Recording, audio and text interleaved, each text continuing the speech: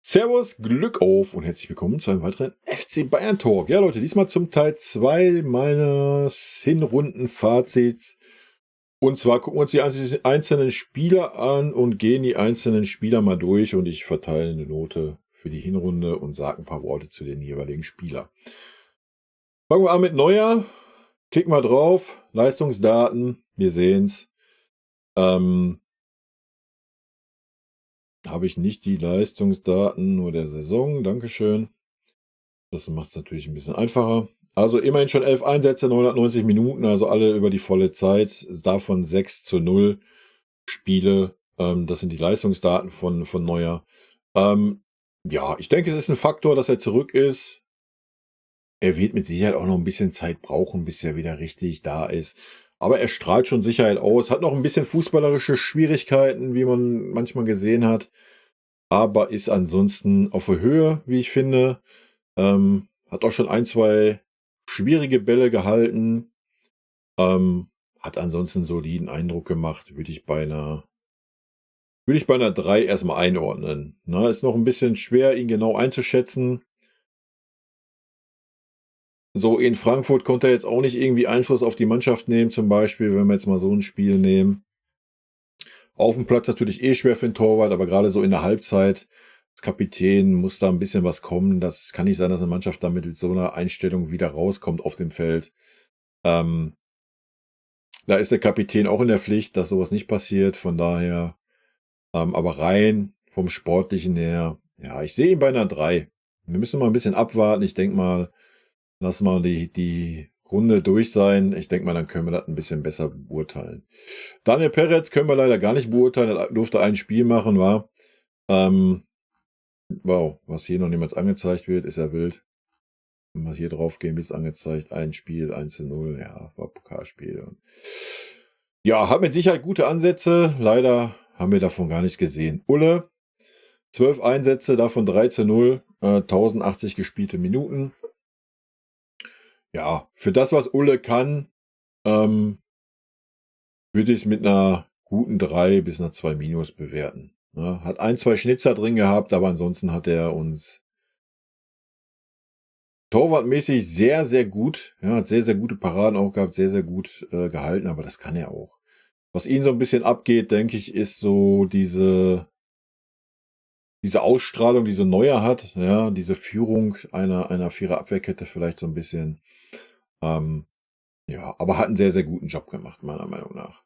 Gut, gehen wir in die Verteidigung rein. Upa, ein Tor, 19 Einsätze, 1575 gespielte Minuten. Wir können auch mal gucken, ob wir hier noch ein paar mehr Statistiken haben. Gut, da haben wir nochmal die Auswechslung, gelbe Karten, Einwechslung bei Vorlagen. Ich weiß nicht, ob Vorlagen vorne auch angezeigt werden dann. Ja, also Upa für mich der konstanteste, der Innenverteidiger. Ich eine Gesamtnote geben müsste, ja, würde ich ihm auch eine 2 minus. Also ich sehe ihn schon stark. Ja, hat natürlich auch ein, zwei schwierige Spiele gehabt, aber im Großen und Ganzen war er der konstanteste Innenverteidiger. Hat natürlich auch ja, fast alle Spiele gemacht. Ja, also ich erinnere mich jetzt nicht an viele große Klopper vom Opa. Ja. Auch was die Ballsicherheit anbelangt und sowas. Ja, Opa für mich eine 2 minus. Min Jae Kim hat natürlich alle Spiele fast gemacht. Ja, hat dann ja auch ein Tor sich belohnt. Min Jae Kim sehe ich bei einer 3 minus. War viel, viel zu unsicher. Ja, defensiv fast immer gut. Ja, ja, er hat auch da 3, 4 grobe Schnitzer drin gehabt, muss man sagen. Aber ansonsten ist er defensiv schon Tier, auch kopfballstark, ja. Probleme hat er, super viele Probleme hat er im Aufbauspiel gehabt. Ganz, ganz viele unnötige Ballverluste, unsaubere Pässe. Das gilt es zu verbessern, definitiv, ja. Aber die letzten Spiele waren auf jeden Fall besser von ihm, ja. Und dass er als neuer Spieler halt auch erstmal ein bisschen Zeit braucht, um bei uns anzukommen, das darf man halt nicht vergessen, ne? Deswegen ist die 3 minus auch gar nicht irgendwie böse gemeint oder sowas. Ich denke, er hat noch viel Luft nach oben und das gilt es dann auch zu zeigen, ne, in der Rückrunde. Matthias de Ligt, ja, das sieht leider ein bisschen traurig aus. Ja. Wenn wir sehen, er hat ja trotzdem 11 Einsätze, aber nur 437 gespielte Minuten. 5 Einwechslungen, 4 Auswechslungen, 1 Tor. Tuchel ist kein de Ligt-Fan, leider Gottes. Die Aussagen waren, dass er das schlechteste Aufbauspiel hat und am meisten nicht diese Ballsicherheit hat. Was ich persönlich gar nicht fühle. Für mich ist er der sicherste, was die Ballsicherheit anbelangt. Und er ist auch der Einzige, der die Diagonalbälle à la Boateng und Alaba spielt. Also einfach mal hoch auf die Außen raus. Das sehe ich nur von de Ligt. Das sehe ich nicht vom Opa. Hat es jetzt auch schon mal ein paar Mal eingestreut. Opa ist da auf einem guten Weg. Vom Minje habe ich das noch gar nicht gesehen. Und er ist für mich eigentlich der Mann, der für mich der Abwehrchef schlechthin ist. Ja, also für mich wäre de Ligt immer gesetzt und dann Upa und Minje im Wechsel dabei, ja, wer gerade die bessere Form hat. Natürlich, wenn de Ligt gar keine Form hat, dann müssen Upa und Minje spielen. Ja, nicht falsch verstehen, aber sonst wäre er für mich der klare Abwehrboss. Ja, er möchte das, er hat früh Verantwortung getragen, Kapitän bei Ajax und so weiter. Er ist ein Führungsspieler und man muss ihm einfach dann auch die Verantwortung aufs Auge drücken. Ja, ich denke, damit kommt er klar. Aber nochmal, Tuchel ist kein Fan von ihm. Von daher wird es für Matthias super schwer werden. Ja. Gut, die Rückrunde ist der Vorteil, dass Minje nicht da ist zum Start. Aber ich denke, danach wird ein Tuchel ihn wieder gnadenlos absägen. Ähnlich wie es mit Müller läuft. Ja, es ist einfach nicht die Art Spieler, die er haben möchte. Warum, wieso auch immer, kann ich persönlich nicht beurteilen. Ja, bei mir wäre er auf jeden Fall der. Nichts gegen Upa und Minje, die sind beide stark, ja, oder können beide sehr stark sein, aber sie sind beide nicht das Kaliber Abwehrchef, wo man sagt, ja, der Upa, der organisiert hier die Abwehrkette, ja, oder der Minje organisiert die Abwehrkette. Minje kann man noch ein bisschen schwer einschätzen, vielleicht kann er das. Ist jetzt erst ein paar Wochen, ein paar Monate da. Ist klar, dass er das jetzt nicht sofort da raushängen lassen kann. Ja, Opa wissen wir aber, Opa ist das nicht. Opa ist ein super geiler Innenverteidiger. Er braucht aber einen Mann neben sich, der ihn führt. Ja, der ihn ein bisschen mit an die Hand nimmt und ja, einfach führt, wie man so schön sagt. Und da ist de Ligt für mich einfach der prädestinierte Spieler für. Sieht man auch immer, wenn er auf dem Platz ist, wie er dann auch pusht und wie sie sich abklatschen hinten. Hat man jetzt bei Upa und Minje auch in 1, 2 Spielen gesehen. Das war zum Ende hin ein bisschen besser. Ja, aber da ist so ein de Ligt nochmal ein anderes Kaliber. Note für de Ligt, ja, leider verletzt und so weiter. Super schwer für mich zu benoten. Ja, wie seht's ja, 437 Minuten haben wir ihn gesehen. Davon waren dann sogar noch manche Spiele auf der defensiven 6 oder als zusätzlicher defensiver 6er reingeworfen. Schwierig. Wenn wir das bewerten, was wir gesehen haben, sehe ich ihn bei einer 3 oder vielleicht, ja, also ich habe keine schlechten, doch ein schlechtes Spiel hat er gemacht. Oder etwas schwächeres Spiel. Ja, super schwer irgendwie genauer zu beurteilen, ja. Von daher würde ich ihm einfach auch, da bin ich ehrlich, aus den Sympathien heraus und was ich von ihm halte, erstmal auf einer 3 stehen lassen und wir können ihn mal benoten, wenn er mal ein bisschen mehr Spielzeit hat. Ja. Also ich denke, die beiden konnten wir gut benoten hier.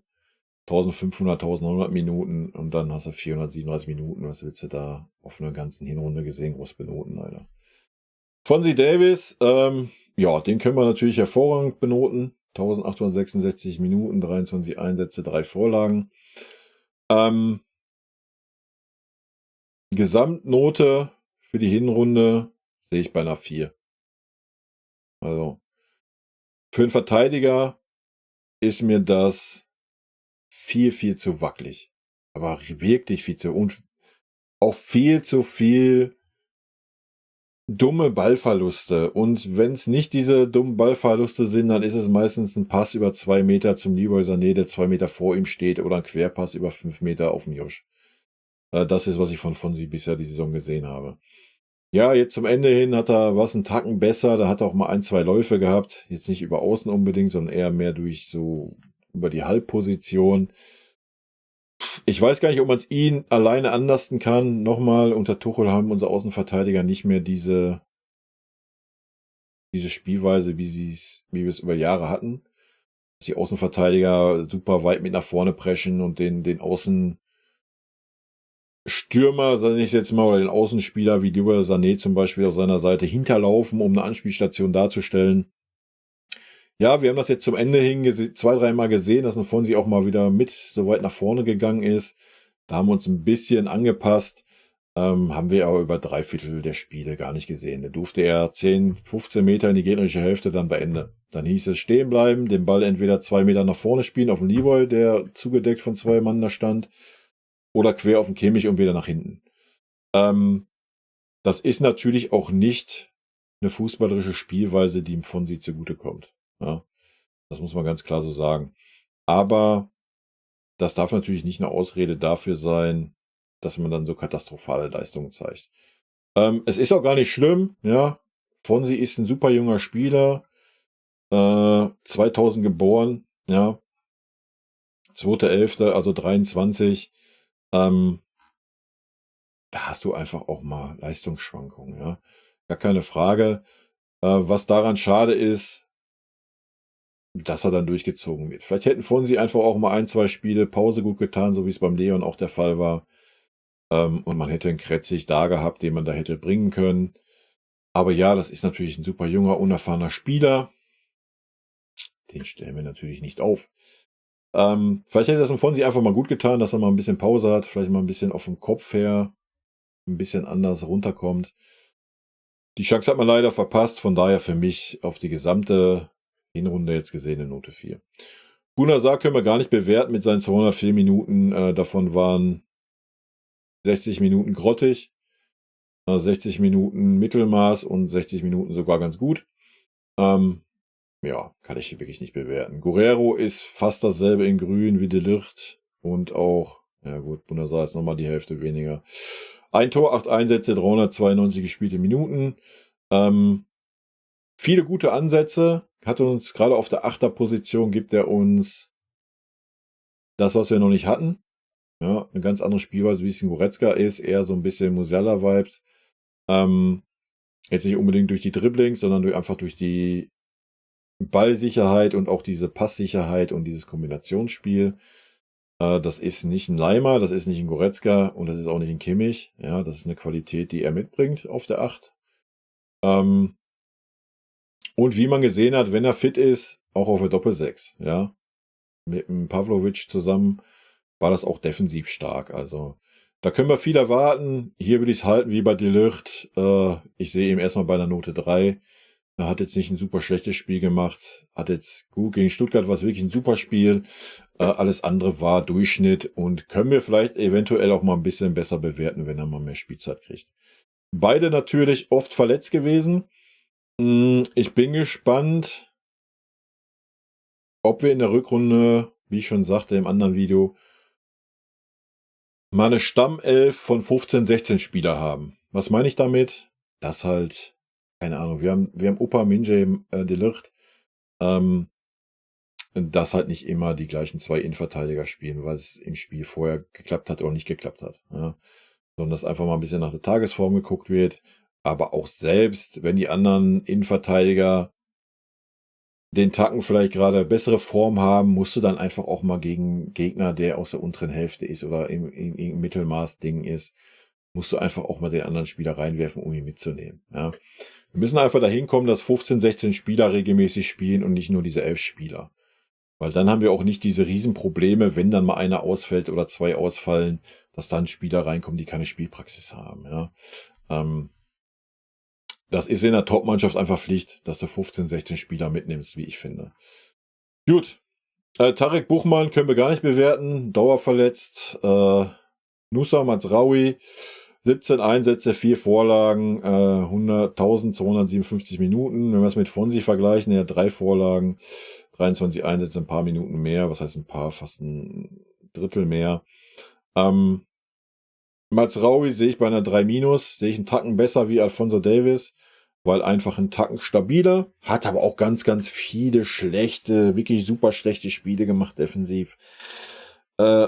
Offensiv fast gar nicht stattgefunden.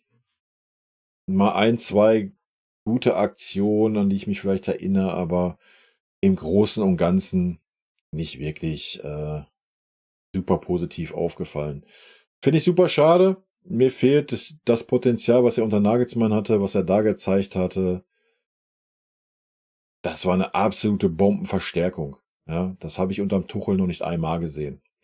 Aber auch da gilt dasselbe wie bei Fonsi.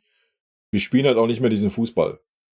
Ja, wir spielen nicht mehr diesen Fußball, vorne pressen und durchstarten bis zur Grundlinie, um eine Flanke zu schlagen und so weiter. Das spielen wir einfach nicht mehr. Ja, da werden beide Spieler so ein bisschen ihre Stärken auch ein bisschen beraubt, muss man fairerweise sagen. Ja, für mich eine 3-, jede Menge Luft nach oben, weil auch da unter Nagelsmann hat das gezeigt, auch über eine längere Zeit, ähm, wie er diese Position interpretieren kann und was er da leisten kann. Ja, wenn er das abrufen würde, wäre das natürlich eine Riesenverstärkung für uns. Ja, aber ich sehe ihn 'n Tacken besser wie Fonsi und da wir Fonsi bei einer Fehl gemacht haben, mache ich ihm eine 3-. Franz Kretzig, ja, ein Tor, eine Vorlage, 7 Einsätze, 196 Minuten. Will mir jetzt die Spielzeit nur mit Tore und Vorlagen vergleichen mit den anderen, dann wird's schwer für die anderen. Leider bekommt er keine Chance. Ja, er bekommt einfach keine Chance. Es ist ein Trauerspiel. Erst recht, wenn man die Leistung sieht von Mazraoui und Fonzie Davies, ist es super schade, dass der Junge einfach ignoriert wird. Benoten können wir daher leider nicht mit 196 Minuten. Das, was wir gesehen haben, war auf jeden Fall jedes Mal engagiert, stark. Ja, na klar hat er auch seine Schwächen in der Defensive, definitiv. Aber mit Sicherheit sind die nicht größer wie bei Fonzie Davies. Ja? Und ansonsten, dass er viel Potenzial hat, ja, haben wir alle gesehen, denke ich. Ne? Gut, damit kommen wir zum Mittelfeld. Jetzt ist es natürlich schwierig hier. Ich bewerte Kimmich ja immer zu gut, von daher muss ich da erstmal noch einen Schluck trinken, bevor ich da reingehe.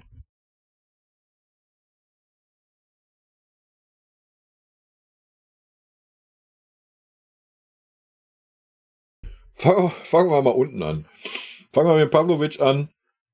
Auch hier sehen wir die Geschichte ähnlich wie beim Kretzig. 6 Einsätze. Allerdings nur 325 Minuten. Und 2 Vorlagen. Ja, und das war gegen starke Gegner. Ich kann mich an keine Geschichte erinnern, wo er richtig schwach war. Ja, er hat die einzige Schwäche, die ich bei ihm aktuell noch sehe, ist, dass er sich ein bisschen zu wenig anbietet. Dass er oft einfach, wenn ein Spieler im Raum steht, zwischen ihn und den Innenverteidigern, ähm, dass er sich da zu wenig freiläuft, um da vielleicht anspielbar zu sein. Allerdings muss man sagen, dass Pavlovic ein klassischer Sechser ist und wenn er dieser Sechserposition ist er auf dieser Sechserposition und ist dann halt nicht der so à la Kimmich, der sagt, ja, ich laufe da mal 10 Meter nach außen hin, um dann da irgendwie anspielbar zu sein. Von daher weiß ich gar nicht, ob man ihn das groß vorwerfen kann, aber das ist das Einzige, was mir aufgefallen ist. Da könnte er ein bisschen beweglicher noch sein. Aber ansonsten einfach bärenstark, was ich von ihm gesehen habe. Ob es schon in der Vorbereitung war zur Hinrunde oder auch dann gegen Dortmund, gegen Stuttgart, immer wenn er spielen durfte. Super abgeklärt, völlig unaufgeregt, Ruhe am Ball, kann auch mal eine Körpertäuschung machen und 2 Leute stehen lassen. Ähm, all das, was man vom Sechser erwartet. Ja, kann gute Bälle spielen, also dazu noch gute Standards, wie wir gesehen haben. Ja, auch super schade, dass wenn wir jetzt sogar noch einen Sechser verpflichten, der Junge auch leider außen vor sein wird. Auch da hat man nicht die Eier, den Spieler einfach ja, zu entwickeln, leider Gottes. Ja, wenn wir gucken, der ist 19, ne? 1.7.2011. Ähm,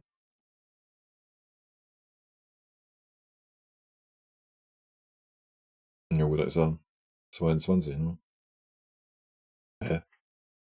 Ach, beim FC Bayern, ich wollte gerade sagen, da wäre er 12, Alter. Das Geburtsdatum. Eieiei, wild. 2004, also 19, ja.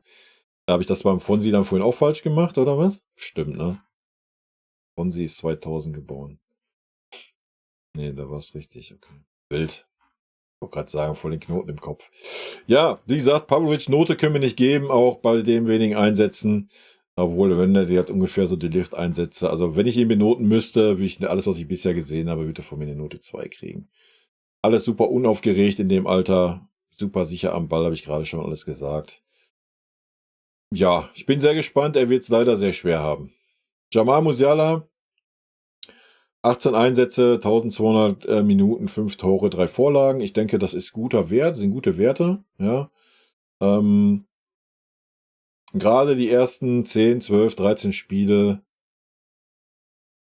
viel zu viel ballverliebt. Viel zu viel auf Ego, viel zu viel unbedingt alleine machen, unbedingt zeigen, dass ich der große Jamal Musiala bin, anstatt einfach den Ball zu spielen, in irgendeine Kombinationsfußball mal zu zeigen. Auch jetzt, wo es besser läuft, hat er immer wieder so Phasen drin, wo man sich die Haare rausreißen möchte, weil er es einfach übertreibt mit seinen Dribblings. Ihm fehlt noch ein bisschen so das Maß, wann ich wie, wo, was mache. Ja, ich meine, wenn es 3-0 steht, alles gut, Alter, dann versucht dein Dribbling gegen 200 Leute auf dem Feld. Habe ich da gar nichts gegen, aber solange es 0-0 steht, musst du die klaren Dinge spielen und musst die Hütten machen. Ja. Von daher sehe ich ihm eine 3 plus. Ja, ich habe es gerade schon gesagt, ich will mich nur wiederholen. Wie gesagt, Werte sind okay, 5 Tore, 3 Vorlagen. Ich denke, wir hatten ein bisschen im Kopf gehabt, so hier diesen Golden Boy Award, da wollte er unbedingt was zeigen am Anfang der Saison, weil Bellingham bei Real so performt hat. Und er hat es halt nicht auf der Kette gekriegt. Auch er hat Riesenprobleme mit dem System Tuchel gehabt. Gar keine Frage.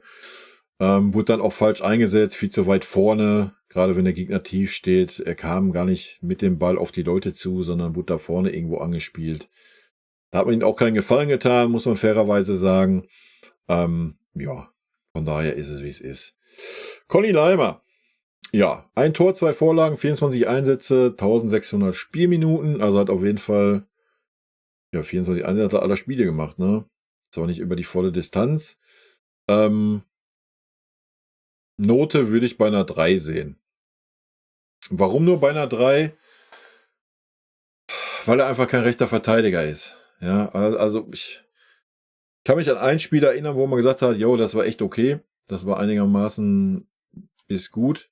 Ja, als rechter Verteidiger. Alles andere war 3 bis 4. Ja, er hat sein Spiel schon ein bisschen angepasst, wenn er da spielt. Trotzdem defensiv wird er einfach noch viel zu leicht vernascht auf dieser Pussy. Ja, und versucht auch immer noch manchmal zu früh dann rauf zu gehen. Ist halt auch nicht seine Stärke. Da möchte ich ihm gar keinen Vorwurf machen. Wenn er auf der 8 gespielt hat oder auf der 6, ja, hat er auch 1, 2 schlechtere Spiele gehabt. Aber ansonsten hat man einfach seine Stärke gesehen. Ne? Einfach dieses Push it, geh drauf, versuch den Ball zu erobern. Attacke, niemals aufgeben, immer wieder rennen, so Müller-mäßig. Nur viel, viel fickriger. Leider nutzte mir seine Stärke nicht. In ganz, ganz wenigen Spielen leider nur, ja. Für mich mit diesen Stärken gehört Conny Leimer auf die 8.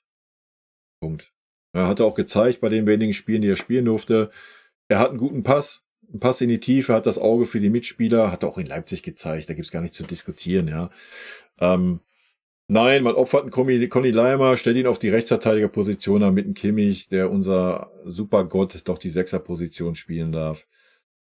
Für mich völlig unnötig. Stellen Kimmich als rechter Verteidiger und Conny Leimer auf die 8 und dann, was weiß ich, ein Goretzka auf die 6, ein Pavlovic auf die 6 oder Mangurero auf die Doppel-6 oder was auch immer. Man beraubt sich einfach einer unglaublichen Stärke im Mittelfeld dadurch. Ja. Und das ist super schade für Conny und auch für den FC Bayern. Ja, deswegen eine Note 3, weil als rechter Verteidiger ist seine Performance leider nicht gut. Ich würde ihn gerne mal so eine Serie bewerten auf der 6 und 8. Also im zentralen Mittelfeld. Da ist er einfach, wäre Gold wert für uns, aber ja. Anscheinend sieht ein Tuchel das anders. Leon Goretzka, 18 Einsätze, 1300 Minuten, 2 Vorlagen, 2 Tore. Leon hat einen schweren Stand gehabt unter Tuchel. Ja, Tuchel wollte ihn loswerden, hat man ganz klar gesehen in der Vorbereitung. Es waren auch Angebote da, Goretzka wollte nicht wechseln. Ja, dann wurde aus der Not eine Tugend gemacht. Goretzka kam aber auch wieder besser zurück, fairerweise, muss man ganz klar sagen, hat sich reingebissen. Hat es dann auch als Innenverteidiger gut gemacht. Aber auch als Sechser. Also ich sehe ihn eher als Sechser als Achter bei uns. Hat er mir viel, viel besser gefallen. Immer wenn es war, Kimmich 6, Goretzka klare 8, standen Goretzka irgendwo vorne rum auf irgendeiner Halbposition, halb rechts, halb links oder sowas. War absolut nicht im Spiel eingebunden und hat mir absolut null gefallen. Ja. Goretzka ist der perfekte Mann für den Doppel-6. Wenn er dann jemanden dabei hat, der das versteht zu spielen. Ja. Weil Goretzka ist defensiv stark, hat einen guten Zweikampf, hat ein gutes Durchsetzungsvermögen, ist auch moderat schnell, hat die große Stärke, das nach vorne zu zeigen, aber auch nach hinten. Ja. Und wenn er dann einen Achter vor sich hätte, wie ein Conny Leimer zum Beispiel, oder auch ein Guerrero, der dann sieht, oh, der Leon startet jetzt durch, jetzt bleib ich mal hinten und gehe auf die 6 zurück, dann ist ein Leon bockstark, ja. Aber ich sehe ihn, gerade wenn man das mit dem Kimmich vergleicht, wenn beide auf dem Platz stehen, was ja fast immer der Fall ist, und auch selbst wenn Goretzka der Achter ist, klar vorm Kimmich, siehst du den Goretzka, der mehr defensive Zweikämpfe erfolgreicher gestaltet, wie es ein Kimmich tut. Ja, und das ist ein Trauerspiel. Note sehe ich einen Leon auch bei einer 3. Ne? Ja, vielleicht auch da geschuldet, dass er diese schwachen Spiele hat, wenn er als alleiniger Achter steht und Kimmich als alleiniger Sechser, wenn er irgendwo vorne in der Prärie rumsteht oder wenn ein Gegner mit 2 Ketten hinten drin steht, dann ist ein Goretzka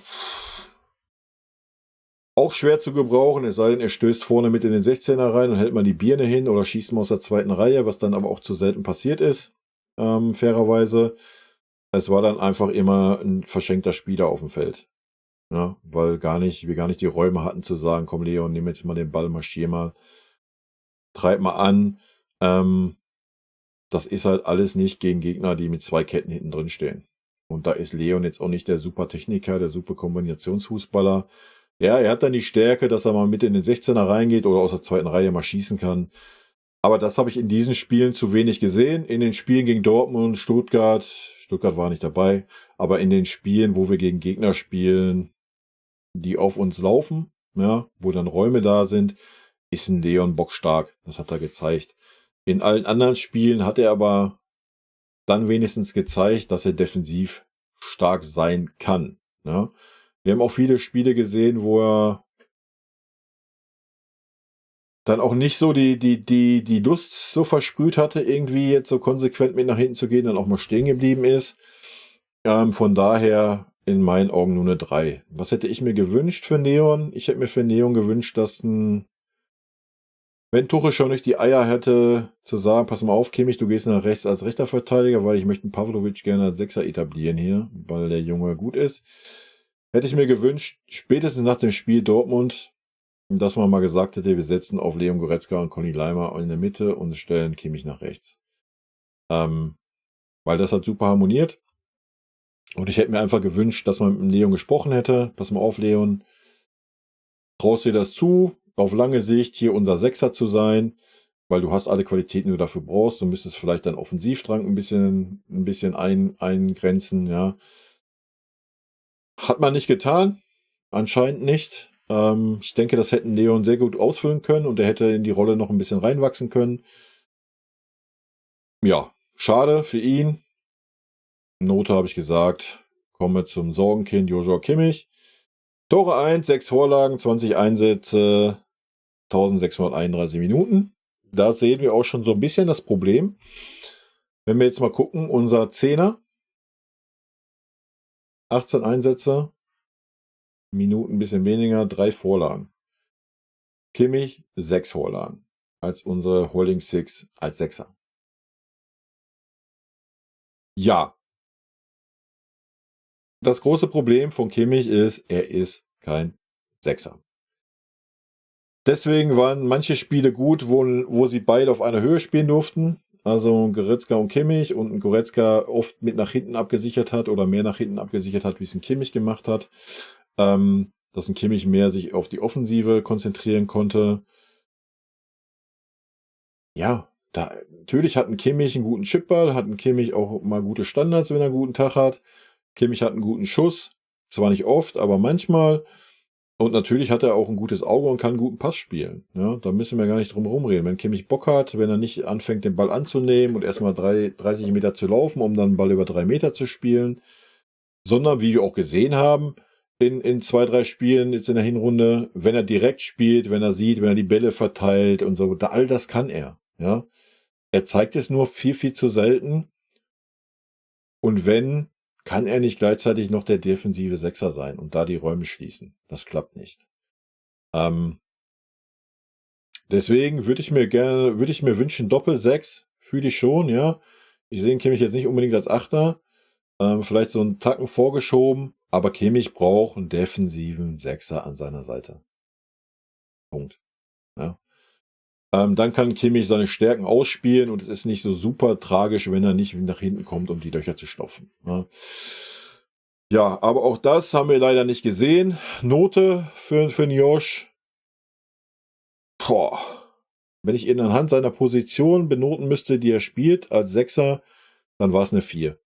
Na, wenn wir alle Werte mit einbeziehen, nochmal 6 Vorlagen, 1 Tor und so weiter, ist natürlich nicht so schlecht. Könnte man auch auf eine 3- gehen.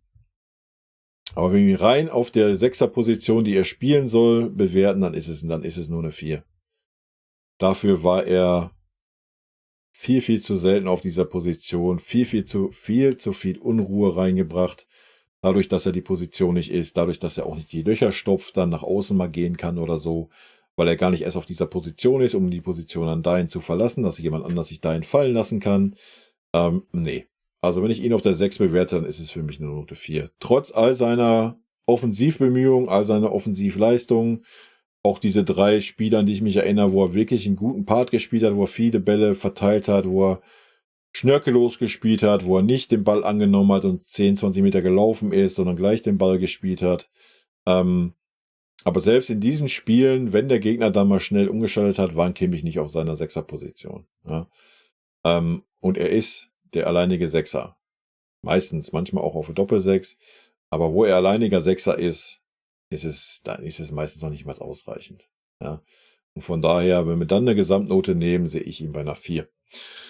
Ja, das war das Mittelfeld. Kommen wir zum Angriff. Bevor wir da reingehen, das wird relativ einfach werden, muss ich mal noch einen Schluck in die Kehle kippen.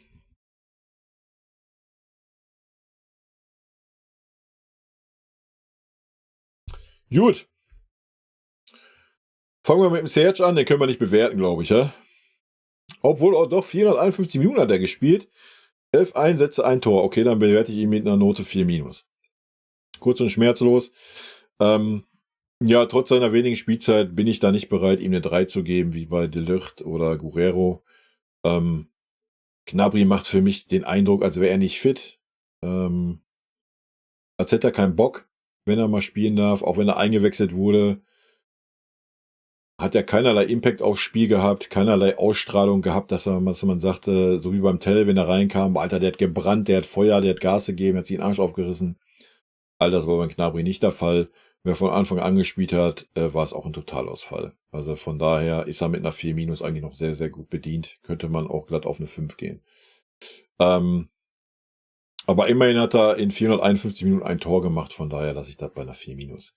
Harry Kane ist, glaube ich, das einfachste zu bewertende Spieler bei uns, ist eine 1+ mit Sternchen, Ringelkranz und allem drum und dran, was du machen kannst.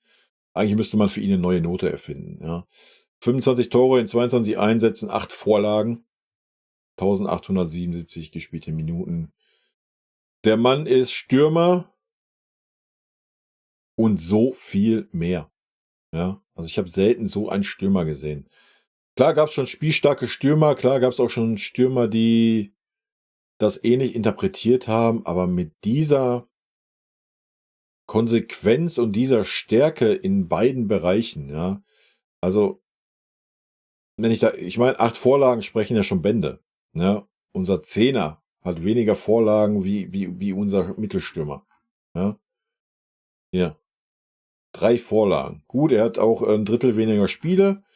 Rechne da nochmal ein Drittel bei von Vorlagen, dann wird er auf 4, maximal auf 5 kommen. Er hat 8.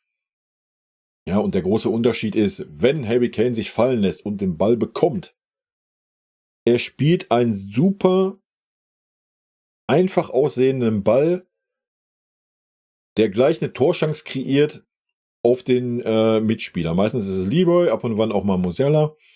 Und der Ding kommt in 90%, also 9 von 10 Bälle kommen an bei dem Mitspieler. Ja? Und das macht er nicht einmal. Das macht er 2, 3, 4 Mal. Also das ist wirklich krank. Plus, wenn er merkt, es ist nötig, ist er sich auch nicht zu schade und lässt sich mal auf die 6 fallen. Ja? Und holt sich da den Ball ab oder hilft auch da aus, defensiv zu helfen. Bei Standardsituationen ist er hinten am eigenen 16er und köpft die Bälle raus.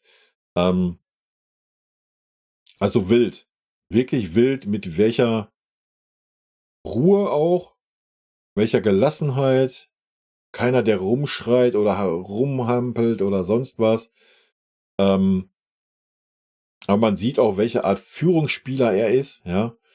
Was er ausstrahlt auf dem Feld. Also, keine Ahnung, es gibt zu wenig Superlative, diesen Mann zu beschreiben, ja. Und das ist auch der Grund, warum Tuchel noch im Amt ist. Dieser Spieler ist der Grund, warum Tuchel noch im Amt ist. Wenn diese 25 Tore und 8 Vorlagen nicht da stehen würden, und vor allen Dingen sind ja da teilweise Tore bei, die aus dem Nichts kamen. Ja, gerade in den ersten Spielen, wo es um viele Einzelaktionen ging. Also, das ist der Grund, warum Tuchel noch im Amt ist. Ja, es gibt zu wenig Superlative, Harry zu beschreiben, Alto Belly. Ich war ja am Anfang auch skeptisch, beziehungsweise was heißt skeptisch nicht. Ich habe es ja kritisiert, dass man so viel Geld für einen Spieler ausgibt. Hab dann ja trotzdem gesagt, ich erwarte von ihm 30 plus erste Saison, 100 pro in der Bundesliga an Tore. Ich hätte aber niemals gedacht, dass wir so einen Spieler da verpflichtet haben, der so viel mehr ist als ein Neuner. Ja. Und obwohl er sich fallen lässt und die Bälle dann reinspielt, ist er, obwohl er nicht der Schnellste ist, ja, ist jetzt nicht dieser Konterstürmer schlechthin oder sowas, ist er trotzdem immer wieder rechtzeitig im Strafraum, um auch da zu sein. Ja. Und er kann auch aus der zweiten Reihe schießen. Super sicherer Elfmeterschütze für einen Engländer. Ja. Gut ab. Rundum Sorglospaket. Ja. Und war das Geld zu 100% wert. Also wild. Liebe Sané, 24 Einsätze, 1914 Minuten, 9 Tore, 9 Vorlagen. Ich glaube, so können wir doch so nachgucken. Ich glaube, so gut war er letzte Saison in der ganzen Saison. Ja, gucken wir mal rein. Letzte Saison hat er 14 Tore, 9 Vorlagen in 44 Einsätzen. Und davor die Saison hat er 14 Tore, 14 Vorlagen in 45 Einsätzen und davor 10 und 10 in 44 Einsätzen. Also da sehen wir schon, dass er auch auf einem sehr, sehr hohen Level mit 9 und 9 aktuell performt. Ja, ja, weil wir haben weniger Spieler als die Hälfte gerade mal ist. Ja. Paar Worte zu Leroy. Sehr, sehr stark angefangen. Ja. Bedingt natürlich auch dadurch, dass wir uns auf Einzelaktionen verlassen mussten und es immer noch müssen. Dadurch sticht er natürlich hervor. Was mir gut gefallen hat, ist, dass er auch in diesen Phasen aber auch trotzdem mit nach hinten gearbeitet hat. Dass er generell den Ehrgeiz hat, das zu tun. Was manchmal immer noch abgeht, wie dann auch so im Spiel gegen Wolfsburg, gegen Galatasaray, in Istanbul, glaube ich, war es auch so der Fall. Und noch 2, 3 Spiele. Halt wieder diese Körpersprache und dann auch dieses Stehen bleiben, abschenken, nicht mehr mit nach hinten arbeiten, so ein bisschen das Bockige sein. Das war leider immer noch da, aber es war von der Leistungsqualität her die konstanteste Hinserie, die ich von ihm gesehen habe. Ja, meistens war es sonst 10 Spiele Mittelmaß, 3 Spiele super und 3, 4 Spiele absolute Rotze. So, jetzt war es so 10, 12 Spiele super, 2, 3 Spiele Mittelmaß, 2, 3 Spiele absolute Rotze. Also er hat seine konstante Mittelmäßigkeit ist jetzt konstant gut geworden, ja. Und wenn er das in der Rückrunde hält, alles gut. Ja, er ist im besten Fußballeralter. Normal müsste man von ihm erwarten, er müsste eigentlich auch immer so auf diesem Level sein, wie es so ein Robben und Ribéry auch waren. Oder wie es ein Harry Kane aktuell ist. Klar hat man immer mal einen schlechten Tag und so, ja, keine Frage. Er muss einfach lernen, noch mehr lernen, es abzustellen, so angepisst zu sein und so null Bock auszustrahlen. Man kann das innerlich denken, man kann sich, aber dann muss man diese Wut oder diese Enttäuschung muss man dann nehmen und in Wut verwandeln und die Wut rauslassen, indem man rennt, kämpft, macht, tut. Ja, das muss er noch ein bisschen lernen. Aber nochmal, es war auf jeden Fall die stärkste Hinrunde, die wir von Liboy gesehen haben. Und von daher würde ich ihm allem in allen eine Note 2 geben. Ja, er hat immer noch 3 Spiele auf jeden Fall, an die ich mich erinnern kann, wo es echt schlecht war. Wo Tuchel dann auch hätte ein Zeichen setzen müssen. Er hat noch Luft nach oben, definitiv, aber es war echt okay. Ja, und wenn wir das ins Verhältnis setzen zu den anderen Noten, die wir so gegeben haben, ja, sehe ich ihn bei einer Note 2. King, 5 Tore, 3 Vorlagen, 20 Einsätze, 1400 Minuten. Wenn wir das mal kurz ein bisschen vergleichen, ja, hat 500 Minuten weniger. Also ein Viertel weniger, grob. Ein bisschen weniger, also ein Viertel, aber so grob gesehen. Ja. Ja, King sehe ich. King tue ich mich echt schwer zu bewerten, Leute. Ich sehe ihn bei einer 3. Ja, ich sehe ihn bei einer 3. Warum sehe ich ihn bei einer 3? Ja, oder eine 3 minus. Ja, irgendwo dazwischen, Alter. Keine Ahnung, eine 3,3 meinetwegen. King war eigentlich immer der Spieler, der gerannt, geackert, getan, versucht, auch immer mit nach hinten gearbeitet hat. Ja, viel mehr als die anderen eigentlich. Außenspieler. Aber immer der super uneigennützige Spieler war. Es sei denn, es war mal irgendwie eine richtig gute Torchance, dann hat er auch mal selber drauf gehalten. Das hat ein King immer ausgezeichnet. Er hat immer für den Stürmer gespielt eigentlich. All das hat er diese Saison nicht getan. Das wurde einfach ausradiert. Ja, diese Saison war es genau umgekehrt. Diese Saison wurde jede kleinste Möglichkeit, die man gesehen hat, zu einer Einzelaktion und aufs Tor zu nageln, aus völlig irrsinnigen Positionen und so weiter, ob man das Können hat oder nicht, wurde genutzt. Und wenn gar nichts anderes mehr ging, so ungefähr, hat man dann halt mal eine Flanke geschlagen oder hat mal einen Ball in die Mitte gespielt und hat vielleicht einen eigenen Mitspieler gefunden, das eine Torvorlage war. Das hat mich sehr enttäuscht. Ich denke auch nicht, dass das von ihm auskommt. Ich denke, das ist eine Anweisung vom Tuchel, da müssen wir nicht drüber reden. Ansonsten, was mich aber auch enttäuscht hat, teilweise, ja, dass er einfach nicht konnte. Ja, oder nicht wollte, ich weiß es nicht. Hat sich teilweise sehr, sehr schwer getan, hat keine Form gehabt. Durfte trotzdem auch durchspielen, natürlich, ist halt unterm Tuchel so. Hat aber dann auch eine gute Phase gehabt, wo er 3 Spiele hintereinander getroffen hat. Da hat er uns am Leben gehalten, ja. Da war Sané nicht so, der die Tore gemacht hat. Da hat's King dann gerissen. Von daher will ich insgesamt bei einer 3 sehen, weil in der Phase hat er uns auf jeden Fall am Leben gehalten. Ja, das muss man ganz klar so sagen. Aber im Großen und Ganzen war es zu wenig. Also nicht, ich bleibe bei einer 3 minus. Also im Großen und Ganzen auf die ganze Saison gesehen, auf die ganze Hinrunde, war es zu wenig von King für mich. Ja, ich erwarte von King mehr, ein höheres Leistungsniveau, was er abrufen kann.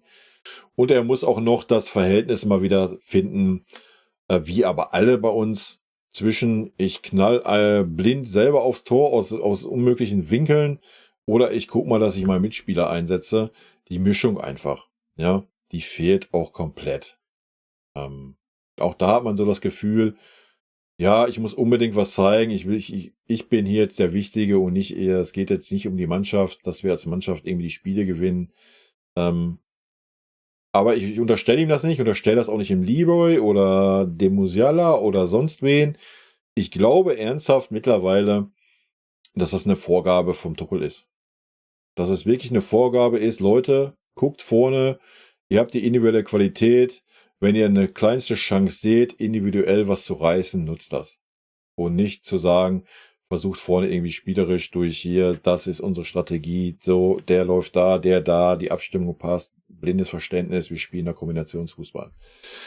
Von daher will ich das den Spielern gar nicht so anlasten, aber ja, die Werte sind okay, ja, 5 Tore, 3 Vorlagen, ja.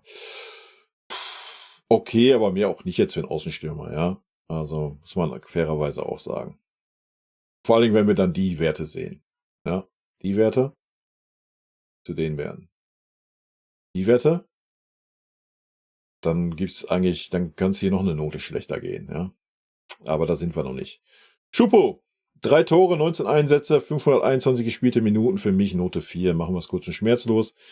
Tacken besser wie Serge, definitiv, weil er 3 Tore gemacht hat. Im Großen und Ganzen hat er unser Spiel aber in jedem Spiel verschlechtert. Ja, meiner Meinung nach. Also, das war nicht der Schupo, wie wir ihn unter Nagelsmann gesehen haben, wo er voll eingebunden war im Spiel. Hat nicht die Stärken ausgespielt, die immer alle ihm zugestanden haben von, ja, er ist der Art Stürmer, kann den Ball annehmen, kann ihn halten, kann sich drehen. Aus diesen Prämissen wurde er teilweise aufgestellt, stand dann aber viel, viel zu weit vorne, so dass er gar nicht diese Anspielstation war. Das war dann eher Harry Kane, der sich hat fallen lassen. Ja, Note 4, machen wir es kurz. Da könnte ich mich sonst noch in Rage reden. Thomas Müller. Ja, traurig aber wahr. 2 Tore, 7 Vorlagen, 19 Einsätze, 768 Minuten. Auch das gerne nochmal vergleichen mit King. 3 Vorlagen bei 1400, doppelte Anzahl an Minuten. 5 Tore, 2 Tore, 19 Einsätze. Ja. Denke, auch da, ja, da ist King mit einer 3 minus sehr, sehr gut bedient bei mir, glaube ich. Könnte man auch auf eine 4 runtergehen. Thomas Müller. Thomas Müller für mich eine 3. Kann ich kurz und schmerzlos sagen, war für mich eine durchschnittliche Leistung. Bedingt dadurch, dass er auch gnadenlos ignoriert wurde. Ja, auch da nehme ich den Thomas gar nicht so in die Pflicht rein. Es wurde ihm zweimal Schupo vor die Nase gesetzt auf der 10er-Position, Alter. Da könnte ich richtig schon wieder eskalieren. Ja, ansonsten hat Thomas sich schwer getan, wenn er reinkam. Ja, das ist einfach nicht seine Welt. Das hat man ganz klar gesehen. Jetzt, wenn er mal 2, 3 Spiele am Stück kriegt, man sieht seine Qualitäten, Alter, die er einfach hat für diese Mannschaft. Ja. Wenn du aber dann 3 Minuten in Mainz reinkommst, was ein Schlag in die Fresse ist, und dir dann Schupo danach 2 Spiele vor die Nase gesetzt wird, Alter Brady, da ist das eigentlich gar nicht hoch genug anzurechnen, wie Müller sich verhalten hat. Ja. Und es macht mich wütend und traurig zugleich, dass man mit Müller so umgeht, wie man es gerade tut. Ja, er hat auch 1, 2 Spiele dann gehabt von Anfang an, die waren dann auch schlecht. Ja, was heißt schlecht? Durchschnittlich. Aber Müller ist halt ein Spieler, der diese alle 3 Tage braucht. Das war er schon immer. Ja, Müller spielt immer. Müller war immer on fire. Und dann war er auch gut. Ja, klar, ist er nicht mehr der Jüngste. Klar, kommt er an Musiala nicht vorbei. Aber er muss doch eine Alternative sein. Ja? Also wenn Musiala 60 Minuten Vollgas gibt oder es ein Gegner ist, der super tief steht oder sonst was, muss es doch möglich sein, den Müller für 30 Minuten reinzuwerfen. Ja?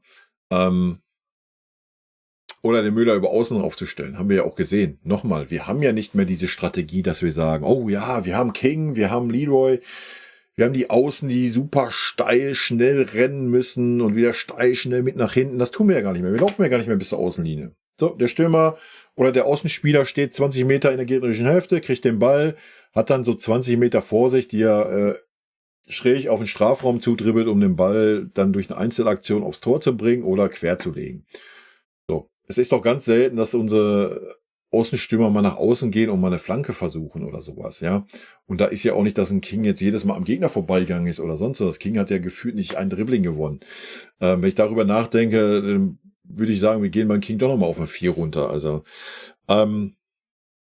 Das ist ja nicht immer unsere Spielweise. Ja, also kannst du Müller ruhigen Gewissens dahinstellen. Das haben wir auch gesehen, welche Variabilität wir dann haben, wenn Müller mit auf dem Feld ist.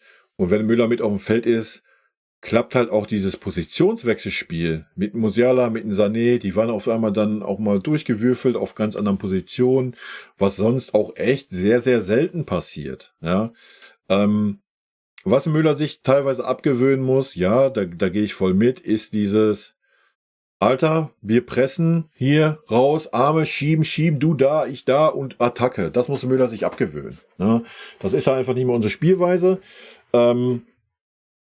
Ja, das kann man kritisieren, das muss er sich abgewöhnen, da umsonst irgendwelche Wege zu machen, die völlig schwachsinnig sind. Das macht keinen Sinn. Vorne, selbst wenn 2 Spieler mitmachen, mit 3 Leuten anzulaufen und der Rest steht tief. So, das ist völlig sinnfrei, das macht keinen Sinn. Ja. Die Kritik muss er sich gefallen lassen.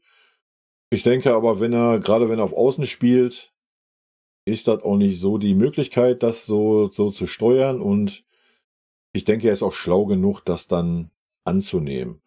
Dass man Müller jetzt nicht bringt, wenn man sagt, jo, wir haben jetzt super viel Raum, wir warten, der Gegner läuft uns an und so weiter.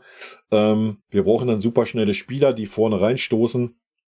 Dann verstehe ich schon, dass man das Argument bringt, man bringt Müller jetzt nicht auf Außen. Ja. Aber für 10 kann sie ihn trotzdem bringen. Also guck euch an, was Müller für Tore vorbereitet, welche Tore er schießt. Das ist einfach eine Qualität, die man nicht hat, wenn Müller nicht auf dem Feld steht. Ja, das ist einfach eine einzigartige Qualität und man beraubt sich da auch einer Stärke. Und wenn wir jetzt nochmal die Leistungsdaten von einem King oder einem Gnabry sehen, ist es eigentlich super traurig, dass ein Tell und ein Müller so wenig gespielt haben. Ja, super, super traurig. Womit wir dann auch beim Tell angekommen sind. Ja, 6 Tore, 3 Vorlagen in 567 gespielten Minuten bei 20 Einsätzen. Ja, wir können das gerne nochmal hiermit vergleichen. 1/3 der Spielzeit. Ja, ein bisschen mehr wie 1/3. Ein Tor mehr und die gleiche Anzahl an Vorlagen. So, Beweisführung eigentlich abgeschlossen für alle Statistik-Nerds unter euch. Dann kommen jetzt wieder die Schlauen aus der Ecke und sagen, ja, aber der Tell, der ist ja noch so jung und der hat ja den Druck und der hat ja dann auch mal einen Ballverlust, der ist ja nicht so ballsicher. Mit dem Ballverlust kann man gelten lassen. Guckt euch gerne mal an, wie viel Ballverluste King diese Saison hatte. Und dann ist das schon wieder hinfällig, das Thema.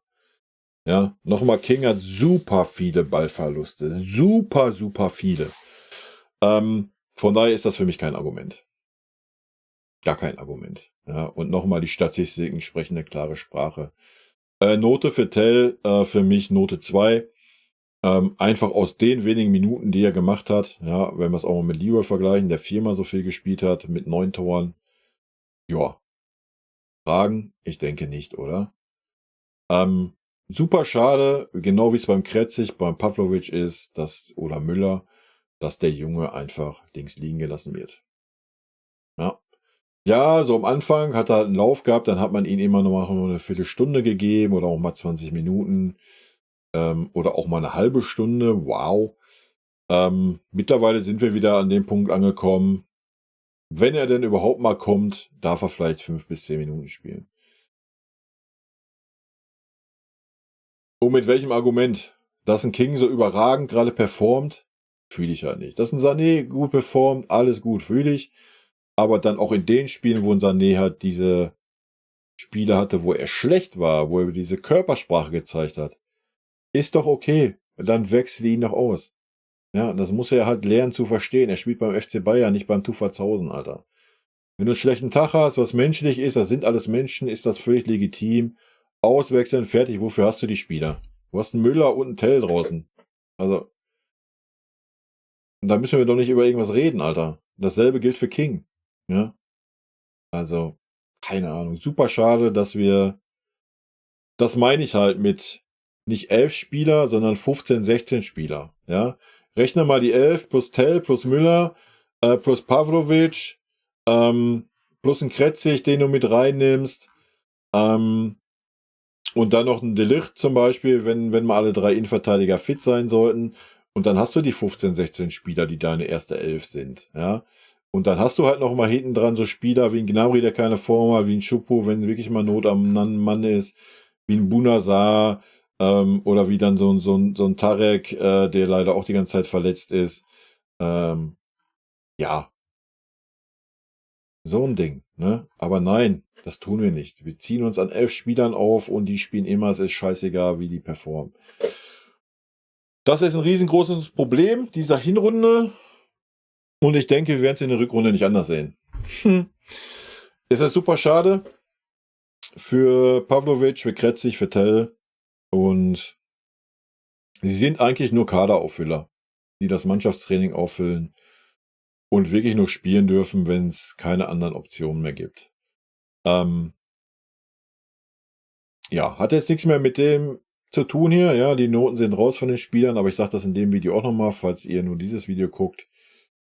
Das macht mich traurig und wütend zugleich. Ja, weil diese Spieler, die wir da haben, ich meine, bei Müller brauchen wir nicht reden, ja, wir können jetzt nicht anfangen, dem Müller die Qualität abzusprechen. Ja. Es reicht mit der Erfahrung, die er hat.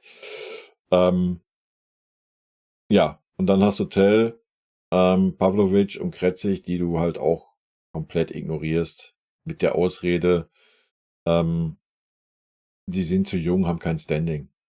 Also ganz ehrlich, Qualität hat sich durchzusetzen. Das Alter sollte keine Rolle spielen, ob jetzt ein Müller mit 35, ob ein Tell mit 19, ob ein Pavlovic mit 19, Kretzig, glaube ich, 18 oder auch 19. Sollte keine Rolle spielen.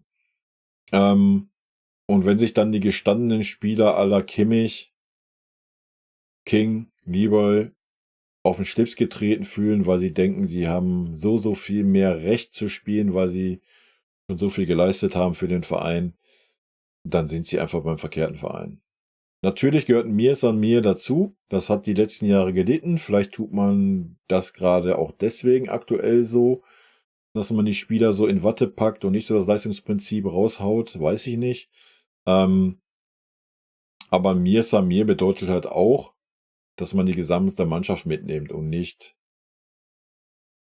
4 Spieler, die mit Sicherheit das Potenzial haben, auch in der Startelf zu stehen oder auch die Qualität und das auch nachweisen und trotzdem keine Chancen bekommen.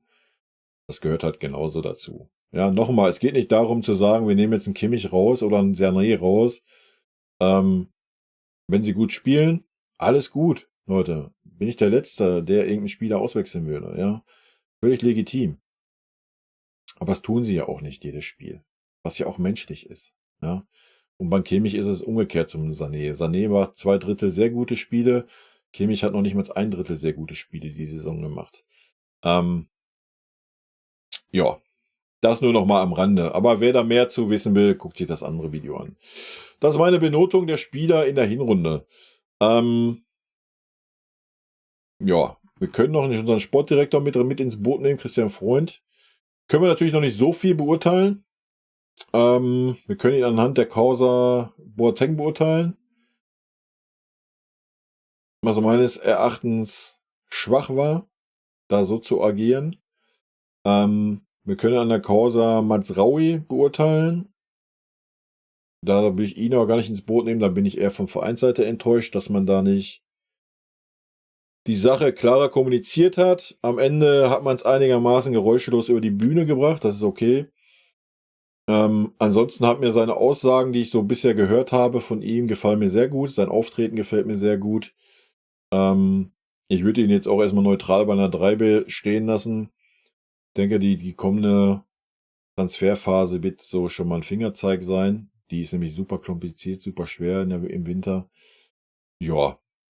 Und dann sehen wir mal weiter. Ich habe es in dem anderen schon gesagt. In dem anderen Video, aber wir machen das hier rund. Trainerteam benoten.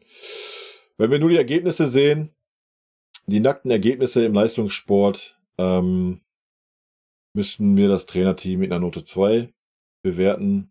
Sehen wir über den Tellerrand hinaus, sehen diese ganze Entwicklung, die ganzen Aussagen, die getätigt wurden, rund um die Spieler, das Nicht-Berücksichtigen der Jugendspieler, dem Umgang mit Thomas Müller, den Nicht-Vorhandensein einer Spielidee gegen tiefstehende Gegner, dann würde ich es mit einer Note 4 bewerten.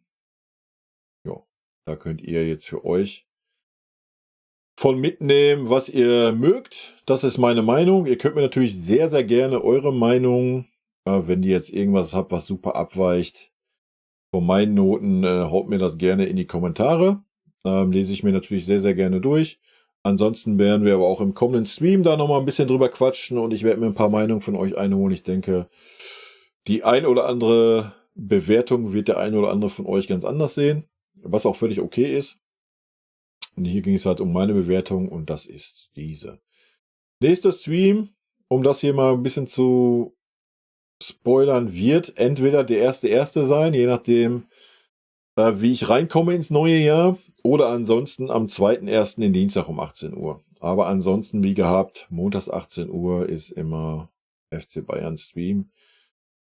Jetzt, weil halt Feiertag ist es nochmal eine Ausnahme, dass es vielleicht auf den 2. rutscht. Ja, so ist der Fahrplan erstmal. Leute, ich wünsche euch einen guten Rutsch ins neue Jahr, falls ihr dieses Video jetzt noch im alten Jahr schaut. Viel Gesundheit, kommt gut rein und wir sehen uns im neuen Jahr mit Sicherheit auch live, wer von euch Bock hat. Rot-weiße Grüße, tschüssi.